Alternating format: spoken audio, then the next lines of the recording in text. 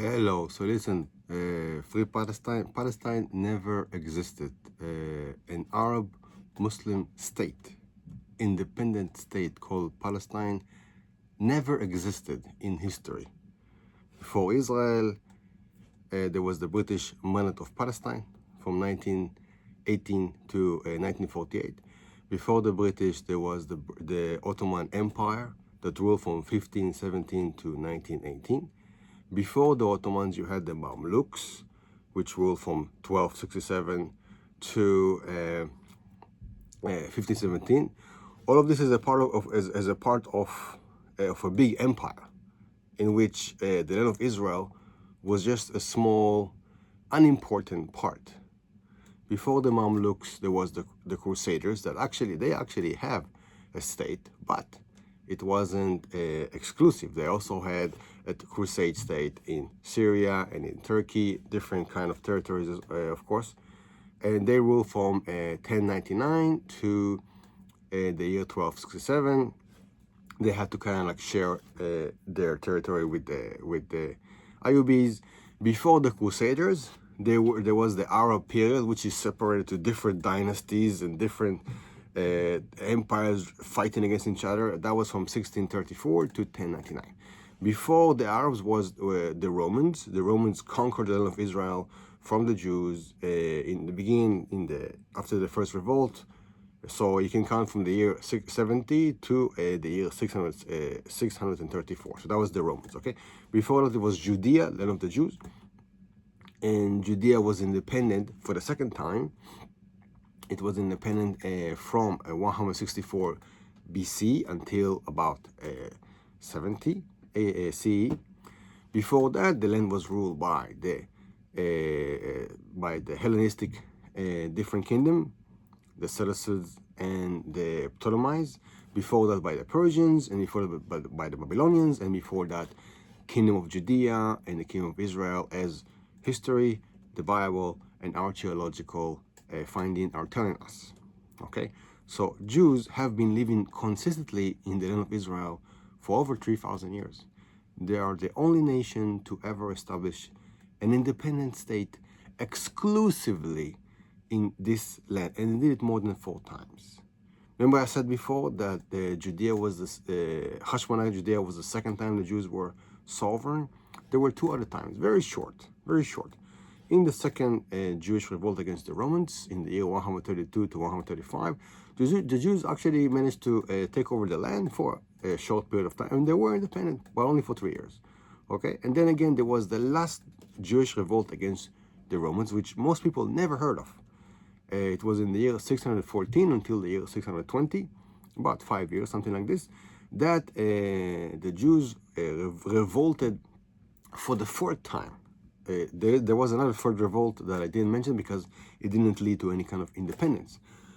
But the last revolt, the revolt against the Emperor Hercules, a very famous one, but most people never heard about it. The Persian army, the Persians were fighting against the Byzantine, against the Romans, and the Jews used that opportunity to take over the land, and they did take over the land for about 4 years. They even started to build an altar in Jerusalem on top of the destroyed temple, but things went bad after that, and they end up the Persians betrayed them, and then they made peace with the Romans, and the Romans betrayed them.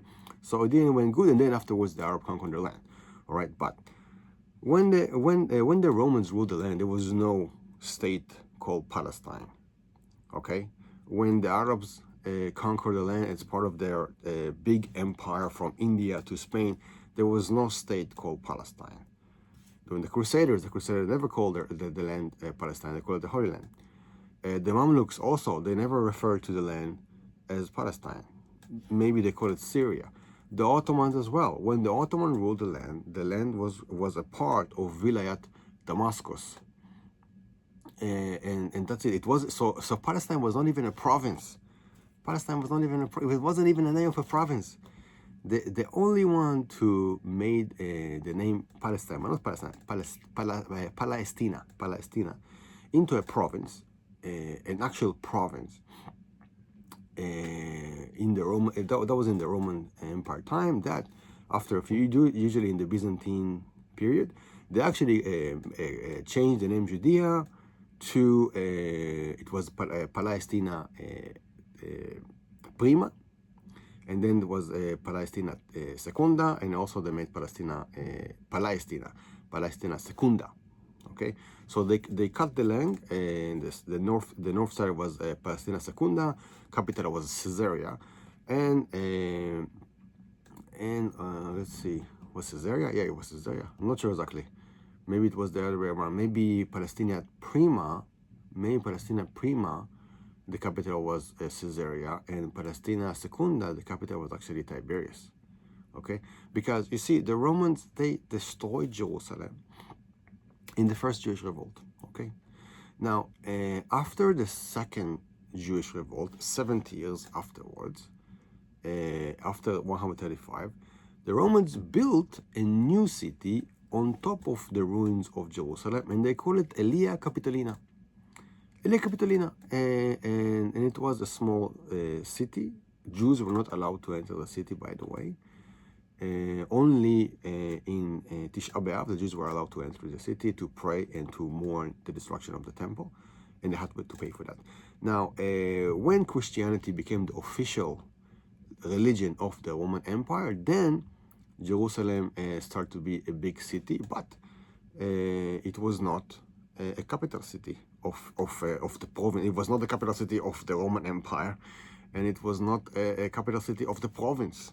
Okay, but now, by the way, the province of Palestina Secunda, Palestina Prima, were all subordinate to not to Rome, but to the province of Syria. And this situation stayed for many years. So we talk about the Romans, we talk about the Mamluks, we talk about the Ottomans.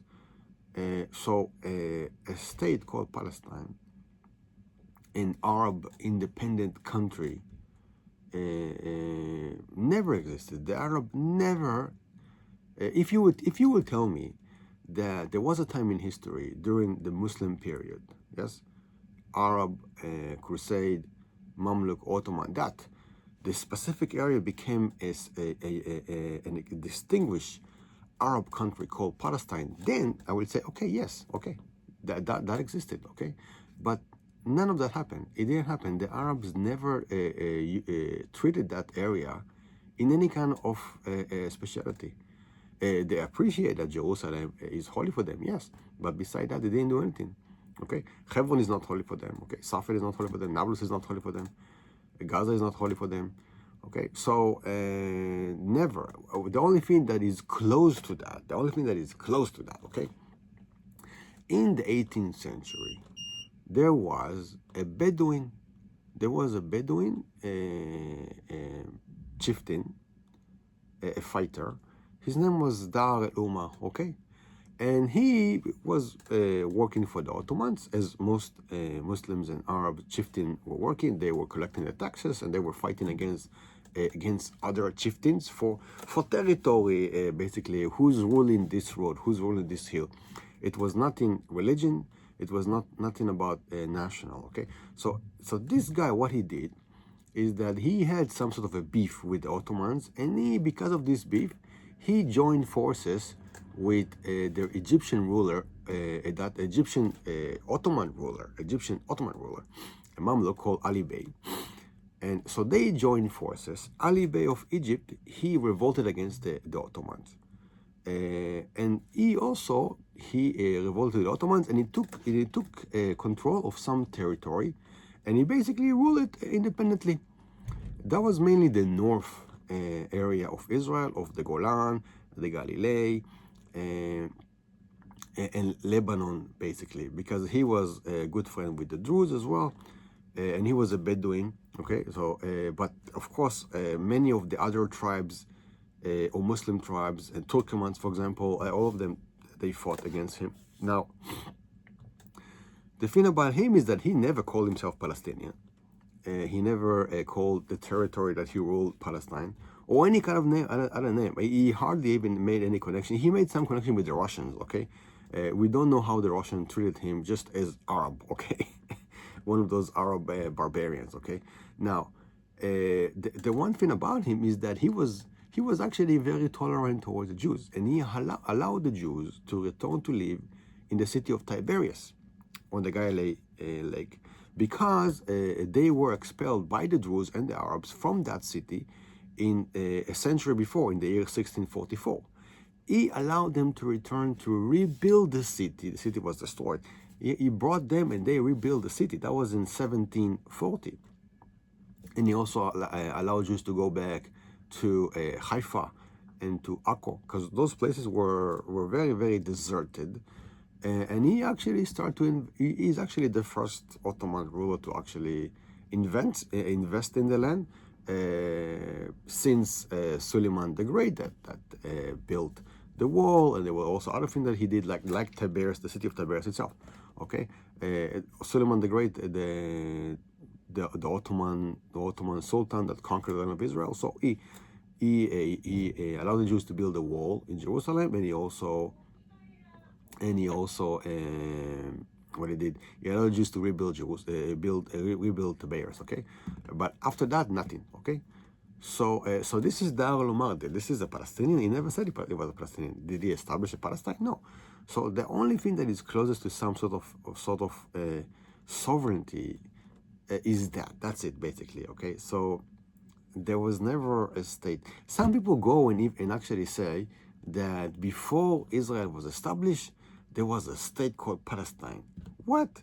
Okay, give me the name of the prime minister or the president or I don't know, something. Give me the name of the foreign minister of Palestine. If he's not Arab Muslim, then I don't know what you're talking about. Okay, there is none. Okay, there is no prime minister. There's no Arab Muslim prime minister of Palestine, or president, or foreign minister, or treasurer minister, or even, or I don't know, a judge or whatever. There's none of that. There is no such thing. There is no sovereign leader of Palestine during the time of the British. The British ruled the area as part of a mandate. The Jews, on the other hand, they had a parliament, they had a government, they had a military force, they had a union worker, they had a logistic head. Everything, they already were given the permission to start to rebuild their sovereignty. And this is why already in 1920, they had a parliament and they had election, okay? The Arabs had election in 1920? No, of course not. All right, that's because they were never even aiming. They didn't even started to have a sovereignty, because the idea of them being sovereign is foreign to them.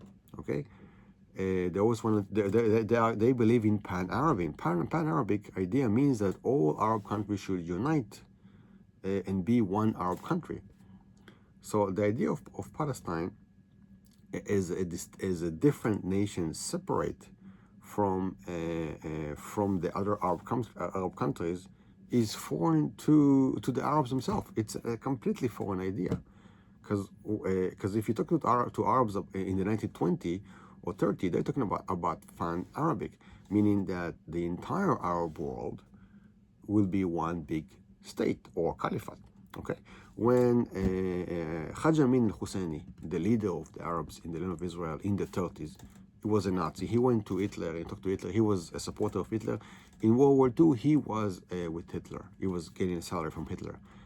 Did he ever said, oh, the Palestinians? Did he ever say that the term Palestinian people? Never. He said Palestine many times, okay? But when he was talking to Hitler, he was talking all the time about building a big Arab country, a big Arab nation, okay? And Palestine is just one of them, not one state, small state of Palestine next to Egypt and next to Jordan and next to, no, an entire Arab, big Arab country. So these two ideas exist one next to another, okay? So so this idea of distinguish separative state of Palestine is a completely new idea that if you look at books before 1964, you don't find any mention of the term Palestinian, okay? Because the term Palestinian simply means the land of Israel, okay? It's a synonym for the land of Israel. If you see the movie Exodus, for example, with Paul Newman, he says that over there that he's a Palestinian. And of course, in the movie, he's a Jew. He's a Jew that was born in the land of Israel, and he says that he's a Palestinian. Okay, so in that time, in the 60s, before 1964, if you were to say that you were a Palestinian, it automatically assumed that you mean that you are a Jew from the land of Israel, not an Arab Muslim from Nablus or something like this. None of that. Okay? So this idea of Palestinian identity is a completely new, crafted, engineered thing that is foreign to the Middle East and is unheard of. Do you have the name Palestine in the Hebrew Bible? No. Do you have it in the Mishnah? No. You have it in the Christian Bible? No. Do you have it in Talmud? No. Isn't it surprising that the word Palestine is not mentioned in the Talmud? Because the Talmud was written when the name of the province was called Palestina. The term is not used there, okay? The Quran mentioned the term Palestine? No. So the term itself is a Latin, Greek word, and even for the Jews, they never adopted this name. They understand that this is a name for the land of Israel, but they never used that until modern Zionism. And when modern Zionism came, they did use the name Palestine. Okay, they didn't say Palestine; they say Palestine. And it was completely understood that they mean the land of Israel, okay? And this is why Herzl, in his book, the Jewish State, he says over there, oh yeah, Palestine is our homeland. The very name of Palestine will drive the masses to come and support us. So he was completely unaware that the name Palestine is related anyhow to Arabs or Muslims. Yes, because Palestine never existed. It's a complete fake.